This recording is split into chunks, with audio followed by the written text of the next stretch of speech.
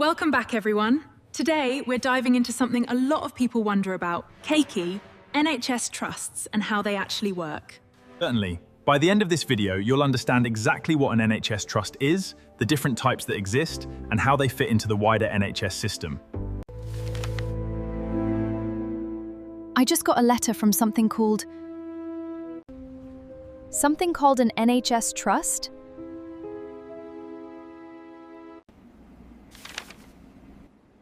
Ah, that's your hospital writing to you. But it doesn't say hospital, it says trust. Sit down, let me explain.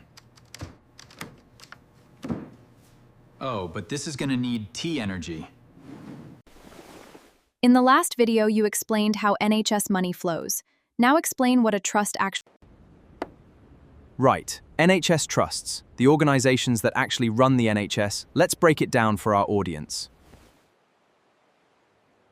NHS Trust is basically an organisation set up by the government to deliver healthcare in a specific area or specialty. So the NHS isn't just one big thing? It's broken into these trusts? Exactly. The NHS is enormous. Trusts are how it stays manageable, each one responsible for a piece of the puzzle. There are over 200 NHS trusts. Over 200? Tan. Each one running hospitals, clinics, or services in their local area. So this letter, Tim, it's from the trust that runs my local hospital? Exactly right. Your appointment, your surgery, your AMP visit, clean, all handled by your local trust. Okay, so trusts are like the hands on the ground for the NHS? Perfect way to put it. Hands on the ground. Now here's where it gets interesting.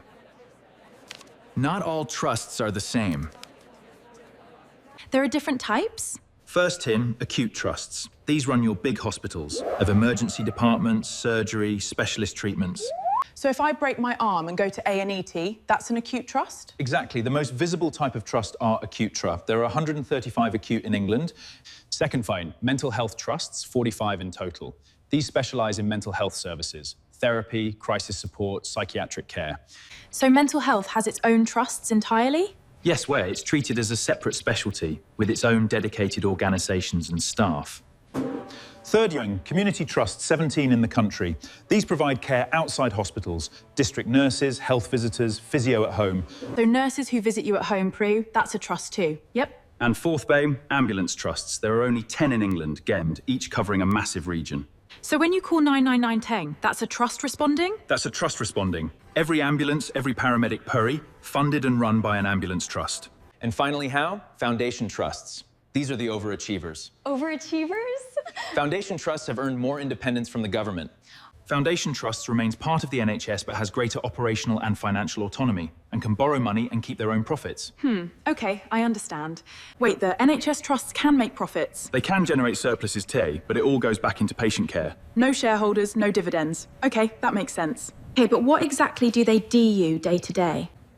Acute trusts alone cover grey. Emergency care, planned surgery, cancer treatment, maternity, diagnostics. That's already a huge list. Then add outpatient appointments, rehabilitation, specialist clinics.